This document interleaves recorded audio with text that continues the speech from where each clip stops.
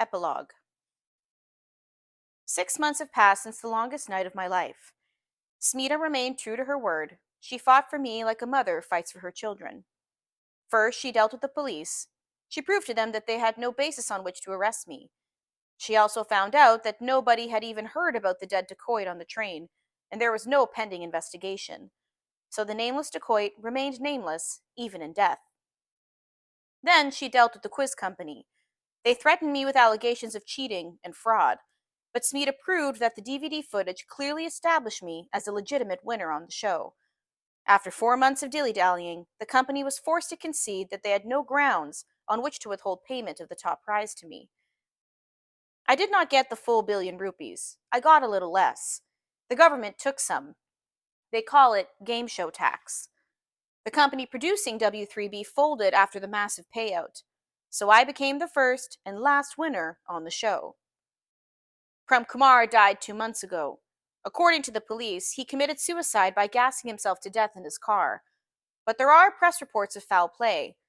My own hunch is that the thugs financing the show probably took their revenge on him. I realized a long time ago that dreams have power only over your own mind. But with money, you can have power over the minds of others. What I discovered after receiving the payout was that with money, I had power even over the police. So, accompanied by a sizable police contingent, I paid a visit to Gorgaon last month, to a large decrepit building set in a courtyard with a small garden and 2 palm trees. The police arrested 5 people and freed 35 crippled children. They are all now in the care of a well-known international child welfare agency. Lajwanti's release from jail was also secured last month, and she is now staying with me in Mumbai.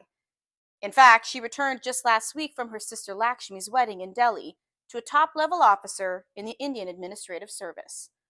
The groom's family made no demand for dowry, but Lajwanti still gave her sister a Toyota Corolla car, a 32-inch Sony TV, 20 Raymond suits, and 1 kilo of gold jewelry.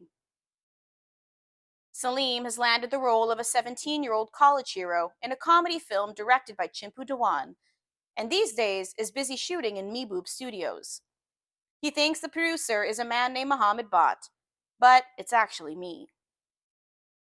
The love of my life has joined me in Mumbai.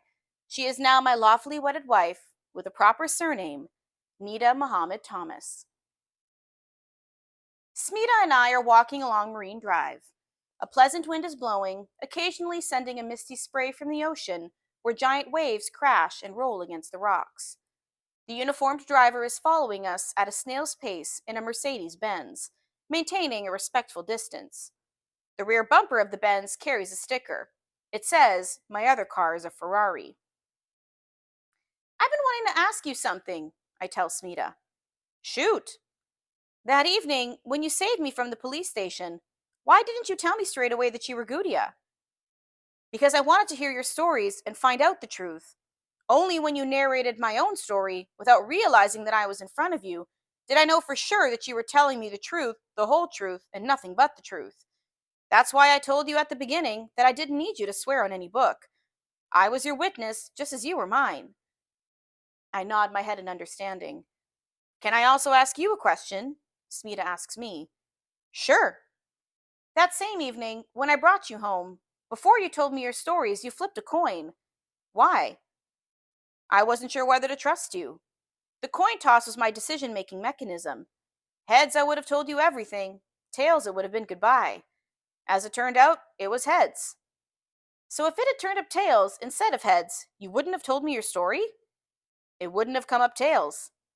"You believe in luck that much?" "What's luck got to do with it? Here, take a look at the coin." I take out the 1 rupee coin from my jacket and hand it to her. She looks at it and flips it over, then flips it again. It's heads on both sides." "Exactly. It's my lucky coin. But as I said, luck has got nothing to do with it." I take the coin from her and toss it high into the air. It goes up, up, and up, glints briefly against the turquoise sky, and drifts swiftly into the ocean and sinks to its cavernous depths.